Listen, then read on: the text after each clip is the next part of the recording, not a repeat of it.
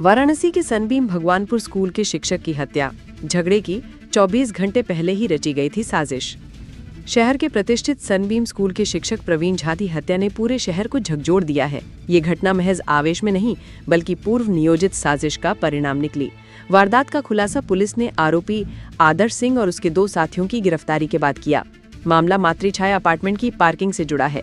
Apartment में car खड़ी करने को लेकर शिक्षक प्रवीण झा और अपार्टमेंट निवासी आदर्श सिंह के बीच झगड़ा हुआ था। प्रत्यक्षदर्शियों के अनुसार प्रवीण ने कई लोगों के सामने आदर्श को खरी खोटी सुनाई थी। इससे आदर्श को लगा कि उसकी प्रतिष्ठा और दबदबा कम हो रहा है। इसी नाराजगी ने उसे हत्या तक पहुंचा दिया। पुलिस पूछताछ में आदर्श ने कबूला कि वो 2 वजहों से प्रवीण को सबक सिखाना चाहता था। पहला, सोसाइटी में अपना वर्चस्व बनाए रखना और दूसरा, झगड़े में हुई सार्वजनिक बेइज्जती का बदला लेना। पिता रहे हैं कुलपति, खुद करता था बड़ी नौकरी।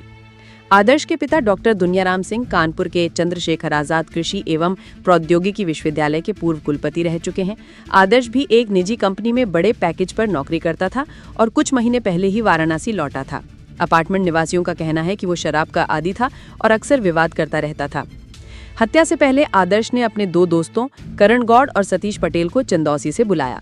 उसने जानबूझकर ऐसा स्थान चुना जहां सीसीटीवी कैमरे ना लगे हों। घटनाक्रम की रात 21 अगस्त की रात करीब 10:30 बजे प्रवीण झा अपार्टमेंट लौटे। कार पार्क करने के बाद वो फ्लैट में चले गए। थोड़ी देर बाद आदर्श शराब के नशे में कार लेकर नीचे आया और जोर जोर से हॉर्न बजाने लगा। गुस्से में उसने प्रवीण की कार को हल्की टक्कर भी मार दी। शोर सुनकर प्रवीण नीचे आए और कहा कि अगर कार हटवानी थी तो कह देते, मैं हटा देता।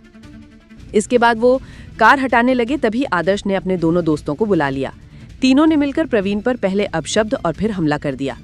प्रत्यक्षदर्शियों के अनुसार तीनों इतने नशे में धुत थे कि बार-बार लड़खड़ा रहे थे। इस बीच आदर्श ने ईंट का नुकीला टुकड़ा उठाकर प्रवीण के सिर पर मारा। गंभीर चोट लगने से प्रवीण लहूलुहान होकर गिर पड़े। हमले के बाद आरोपी वहां से निकलकर सीधे लंका होते हुए 80 घाट पहुंचे। यहां उन्होंने सिगरेट पी और देर तक खड़े रहे।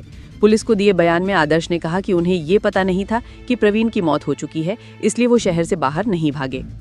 पोस्टमार्टम करने वाले डॉक्टर ने बताया कि प्रवीण झा की मौत सिर पर लगी गहरी चोट के कारण हुई। आदर्श द्वारा मारी गई ईंट का टुकड़ा सिर के अंदर तक धंस गया था। इसके अलावा प्रवीण के शरीर पर 6-7 और चोटों के निशान पाए गए। शुक्रवार शाम को पोस्टमार्टम के बाद शव परिवार को सौंपा गया।